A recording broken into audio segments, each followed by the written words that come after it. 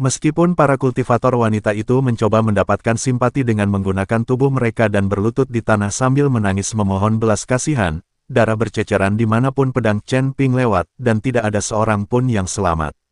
Humazi menutupi lukanya dan berusaha untuk bangun. Dia melihat para kultivator wanita tergeletak di tanah.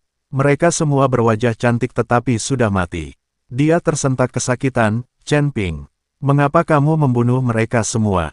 Biarkan beberapa tetap hidup. Sayang sekali, aku belum pernah memainkan satu pun dari mereka. Humazi begitu cemas hingga ia terus melompat-lompat. Meskipun ia terluka, ia sama sekali tidak peduli. Menyimpannya dan terus menggunakan daya tarik seksualnya untuk menyakiti orang lain. Chen Ping menyingkirkan pedangnya dan berdiri, mata emasnya menyapu Humazi. Apakah menurutmu mereka benar-benar akan menyerah? Jika aku tidak mengambil tindakan sekarang, kau pasti sudah menjadi genangan darah sekarang. Ah, Humazi mendesah tak berdaya, sekalipun kau ingin membunuh mereka, kau harus membiarkan tubuh mereka tetap utuh sehingga mereka masih bisa digunakan. Ketika Chen Ping mendengar ini, dia memutar matanya ke arah Humazi tanpa berkata apa-apa. Yun Wuya dan yang lainnya terdiam.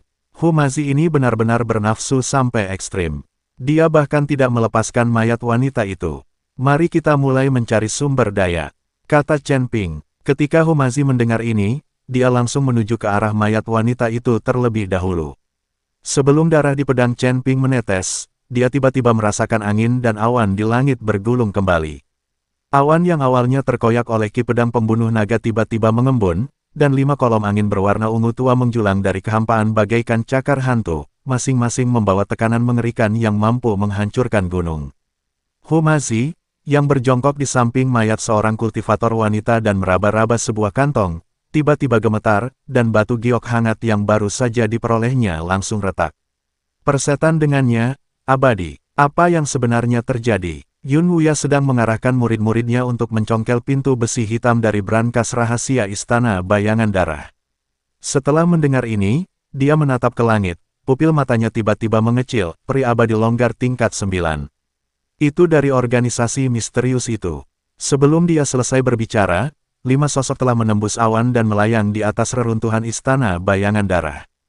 Pemimpinnya mengenakan jubah hitam dan topeng hantu perunggu di wajahnya. Gumpalan api hitam yang berputar-putar melilit ujung jari tangan kanannya. Dia adalah wajah hantu yang terluka oleh Chen Ping dan melarikan diri. Wah, kita bertemu lagi secepat ini. Suara Ghostface seperti gesekan rantai besi berkarat. Aku ceroboh terakhir kali dan membiarkanmu menang. Kali ini aku akan membuatmu membayar dengan darah. Keempat orang di belakangnya juga menunjukkan kekuatan mereka. Orang tua berjubah abu-abu di sebelah kiri memiliki 12 lampu netherworld yang melayang di sekelilingnya, dengan sumbu yang memancarkan api jiwa berwarna hijau pucat. Saat wanita berpakaian merah di sebelah kanan menggoyangkan pinggangnya, 9 sutra panjang berwarna merah darah bergerak masuk dan keluar seperti ular roh. Di belakangnya ada seorang pria berotot bertelanjang dada, tubuhnya ditutupi sisik emas gelap, memegang kapak Xuanhua seukuran batu kilangan di masing-masing tangan. Orang terakhir adalah yang paling aneh, seluruh tubuhnya diselimuti kabut putih. Hanya sepasang mata yang muncul dan menghilang dalam kabut, memperlihatkan hawa dingin yang menusuk tulang. Tuan Chen, apa yang harus kita lakukan? Yun Wuya tiba-tiba mendorong seorang murid di sampingnya, dan 36 bendera hijau kecil terbang keluar dari lengan bajunya dan menancap di tanah, langsung membentuk formasi besar. 5 orang kultivator kelas 9 di alam abadi yang tersebar juga merupakan eksistensi terkemuka dan kuat di 3 surga. Humazi bersembunyi di belakang Chen Ping dan berbisik, Chen Ping, apakah kamu sebanding denganku? Jangan mengandalkanku, aku sudah menghabiskan seluruh energiku dan aku tidak bisa menyerang lagi. Ketika Humazi bertarung dengan Istana Bayangan Darah, dia menghabiskan banyak energi dan terluka. Sekarang dia tidak memiliki kemampuan untuk melawan. Chen Ping menatap kelima niat membunuh yang tak tersamar di depannya, dan pedang pembunuh naga di telapak tangannya terus berdengung. Dia bisa merasakan bahwa kelima orang ini masing-masing sebanding dengan kekuatan tempur puncak gadis suci Istana Bayangan Darah. Yang lebih mengerikan lagi adalah aura kelima orang itu saling terhubung, membentuk semacam momentum serangan gabungan. Sebuah retakan baru saja terbuka di pintu brankas rahasia, dan biji-biji peri yang menumpuk di dalamnya memancarkan kilau yang menarik. Sumber daya ini cukup bagi Chen Ping untuk berlatih selama beberapa waktu, jadi dia tidak boleh menyerah. Tuan Yun, Chen Ping tiba-tiba berbalik, matanya yang keemasan bersinar dengan tekad, terima semua orang, ambil semua yang bisa diambil, dan serahkan ini padaku. Tuan Chen, ini, seru Yun Wuya, mereka adalah 5 dewa abadi kelas 9. Berhenti bicara omong kosong, Chen Ping mengayunkan pedang pembunuh naga ke arah pintu brankas rahasia. Energi pedang emas meledak seperti guntur, menghancurkan pintu besi hitam yang berat itu menjadi berkeping-keping. Jika kamu menunda lebih lama lagi, kamu bahkan tidak akan bisa minum supnya. Humazi segera menjadi bersemangat ketika melihat ini, dan menjadi orang pertama yang bergegas masuk ke dalam brankas. Sialan, sudah terlambat, semua celana telah direnggut, kalian cepatlah menyusul. Yun Wuya menggertakkan giginya, tahu bahwa ini bukan saatnya untuk ragu-ragu, dan segera melambaikan tangannya. Para murid Sekte King Yun, ikuti aku dan pindahkan semua sumber daya. Ratusan murid segera berdatangan, sebagian membawa kristal roh, sebagian mengumpulkan senjata ajaib, dan perpustakaan rahasia itu tiba-tiba menjadi sibuk.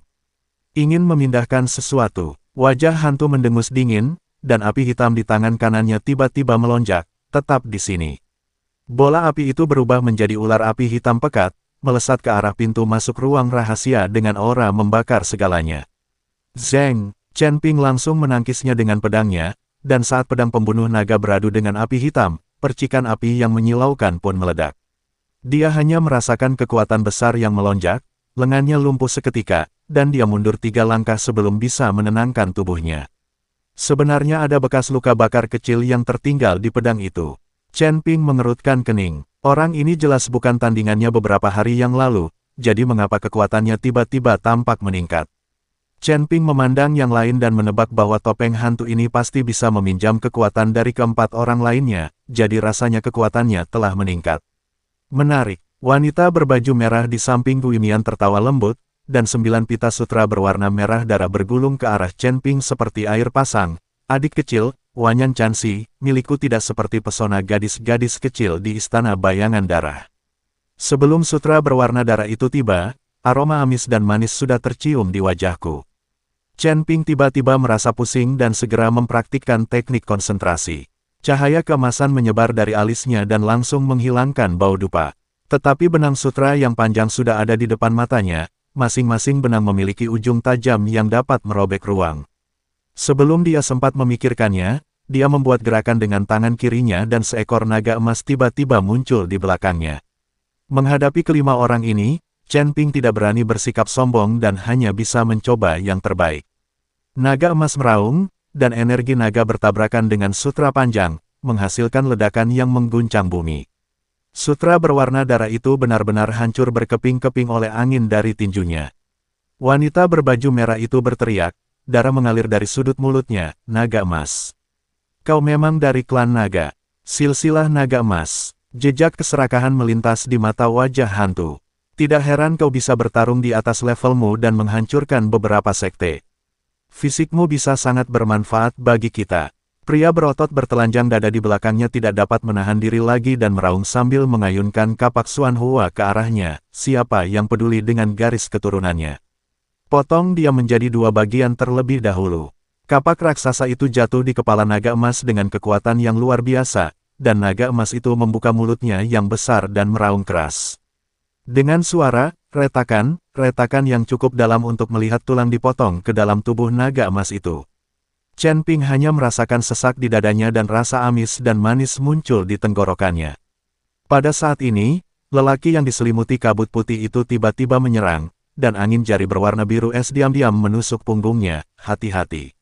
Suara Humazi datang dari brankas rahasia, dan pada saat yang sama sebuah jimat melesat keluar, menghalangi angin dingin.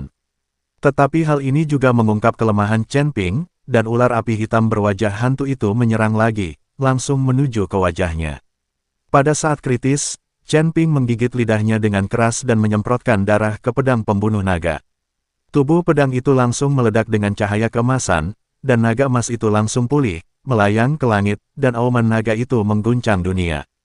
Hancurkan, teriaknya, dan naga raksasa itu membuka mulutnya yang besar dan menghadapi ular api hitam itu. Ledakan.